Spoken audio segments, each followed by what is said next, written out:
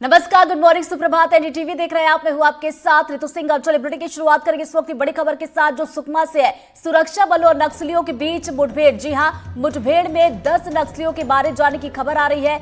गोगुंडा की पहाड़ी पर उपमपल्ली इलाके में यह मुठभेड़ चल रही है। तो बड़ी अपडेट आ रही है। 16 को ढेर कर दिया गया। अभी तक की जो जानकारी थी 10 नक्सलियों के मारे जाने की, लेकिन अभी आंकड़ा बढ़ा है। अब 16 नक्सलियों के मारे जाने की खबर सामने निकल कर आ रही है। तो आपको बता दें कि गोगुंडा की पहाड़ी पर उपमपल्ली इलाके में यह मुठभेड़ सुबह से चल रही है और डीआरजी और सीआरपीएफ के जवानों ने नक्सलियों को घेर रखा है। तो ये आंकड़े बढ़ भी सकते हैं, क्योंकि मुठभेड़ अभी भी जारी है। तो आपको एक बार फिर से बता दें, सुकमा से इस वक्त ये बड़ी खबर, बड़ी जानकारी एनडीटीवी आप तक पहुंचा रहा है। सुरक्षा बलों और नक्सलियों के बीच जो मुठभेड़ शुरू हुई थी वो अभी भी जारी है। शुरुआत में आंकड़े कुछ और थे, लेकिन अब जो ताजा आंकड़े आ रहे हैं उसके मुताबिक 16 नक्सलियों को जवानों ने मार गिराया है। और गोगुंडा की पहाड़ी पर उपमपल्ली इलाके में मुठभेड़ ये सुबह से चल रही है। और ज्यादा जानकारी के साथ हमारे सहयोगी सलीम शेख हमारे साथ जुड़ गए। सीधा उनका रुख करेंगे। सलीम, इस मुठभेड़ को लेकर ताजा जानकारी अभी आपके पास क्या कुछ आई है, जल्दी से बताएं।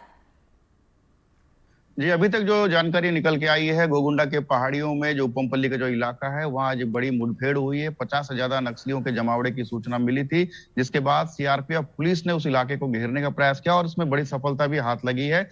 और अब तक जो सूचना मिलकर आ रही है, जो पुलिस सोर्स बता रहे हैं, 16 नक्सली मारे गए हैं और 16 के शव बरामद किए गए हैं। अभी भी सर्चिंग अभियान जारी है। बताया जा रहा है कि आंकड़े अभी और बढ़ सकते हैं। और मौके से सुरक्षा बलों ने इंसॉस और एसएलआर जैसे आधुनिक हथियार भी बरामद कर लिए हैं। तो इससे अंदाजा लगाया जा रहा है कि माओवादियों के बड़े कैडर के नक्सली मौके पर मौजूद थे। डीवीसीएम जगदीश, पुनेम जैसे बड़े नक्सली जो हैं उस इलाके में मौजूद थे। और लगातार जिस तरह से बस्तर के अलग अलग जिलों में जो मुठभेड़ हो रही है, हाल ही में जो बीजापुर और दंतेवाड़ा के सरहदी इलाके में जो मुठभेड़ हुई थी, उस मुठभेड़ के बाद माओवादी सुकमा जिले के जंगलों में आकर छुपने का प्रयास कर रहे थे। और जैसी इसकी सूचना पुलिस को मिली और पुलिस ने एक बड़ा अभियान एंटी नक्सल ऑपरेशन चलाया और जिसमें एक बड़ी सफलता हाथ लगी है।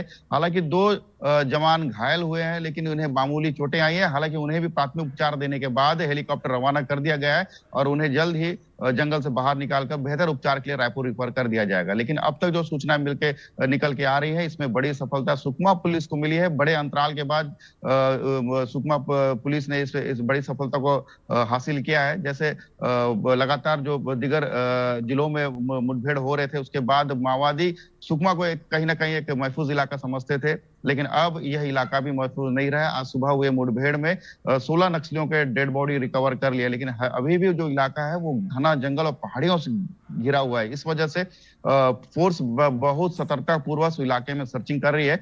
और जैसे ही अब सूचनाएं मिलेंगी उसके बाद हम और जानकारी मिल पाएगी। लेकिन इलाका जो है बेहद नक्सल प्रभावित है, इसलिए सुरक्षा के मद्देनजर फोर्स अभी फिलहाल किसी तरह की सलीम, आप जानकारी बने रहिए नहीं दे रही हमारे है। साथ। हमारे सहयोगी नीलम, माफ कीजिए, हमारे सहयोगी नीलेश हमारे साथ जुड़ गए। सीधा उनका रुख करते हैं। नीलेश, देखिए, लगातार हम देख रहे हैं कि नक्सलियों के खिलाफ सफलता मिलती जा रही है और इसी कड़ी में इसे भी एक सफलता के तौर पर देखा जाएगा। मुठभेड़ अभी भी जारी है। 16 नक्सलियों के मारे जाने की खबर और ये आंकड़े बढ़ भी सकते हैं।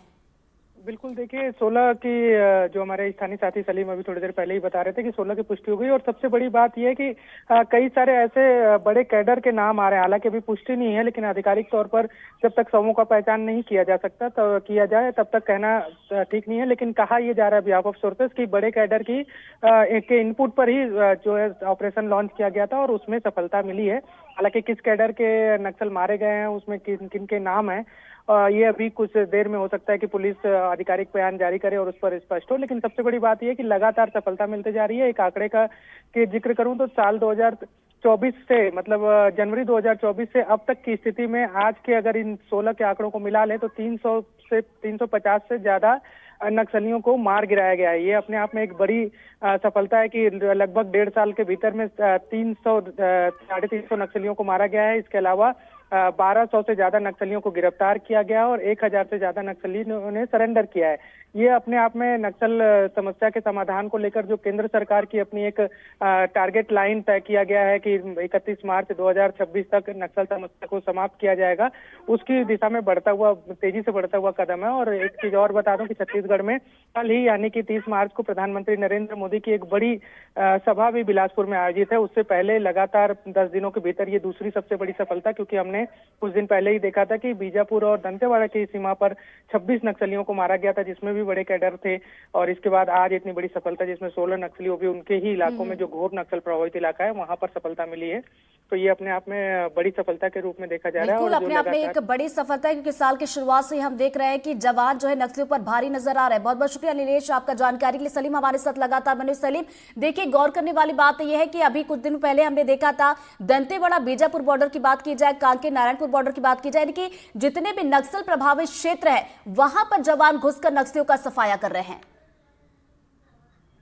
जी बिल्कुल, नक्सलियों का सफाया लगातार होता दिख रहा है और बड़ी सफलताएं भी मिल रही हैं। बड़े कैडर के नक्सली भी मारे जा रहे हैं। तो इंटर स्टेट और इंटर डिस्ट्रिक्ट कोऑर्डिनेशन का जो परिणाम है वो आपको देखने को मिल रहा है। लगातार पहले माओवादी किसी बड़ी घटना को अंजाम देने के बाद दूसरे जिलों में जाके छिप जाया करते थे और इसके अलावा दूसरे राज्यों में भी जंगल में जाके छिप जाया करते थे, महाराष्ट्र है, उड़ीसा और आंध्र प्रदेश, तेलंगाना। लेकिन अब ये हालात बदल गए हैं, क्योंकि इंटर स्टेट जो कोऑर्डिनेशन है उसके तहत अब चारों तरफ से माओवादी को घेरा जा रहा है। माओवादी अगर तेलंगाना और आंध्र प्रदेश में छिपने की कोशिश करते हैं तो वहां के जो ग्रे हाउंड्स है उन्हें उनका मुकाबला ग्रे हाउंड से हो जाता, ग्रे हाउंड्स उनका जवाब देती है। तो ये अब माओवादियों के लिए बस्तर में छिपने का कोई ठिकाना नहीं बचा है, कोई महफूज इलाका नहीं रहा है। तो यही कारण है कि लगातार बस्तर के अलग अलग इलाकों में, अलग अलग जिलों में बड़ी सफलताएं लगातार मिल रही हैं। इससे भी पता चलता है सलीम कि हम ये भी देख रहे हैं कि जो नक्सलियों के ठिकाने वो वहां से दूसरी तरफ भाग रहे हैं और इसी के चलते भी सुरक्षा बलों को सफलता मिल रही है कि जब वो सर्चिंग के दौरान निकलते हैं तो नक्सलियों का सफाया कर देते हैं। नजरें इस बड़ी खबर पर आप बनाए रखिएगा। सलीम, आगे अपडेट लेंगे। फिलहाल बहुत बहुत शुक्रिया आपका तमाम जानकारी के लिए। और चलिए बढ़ता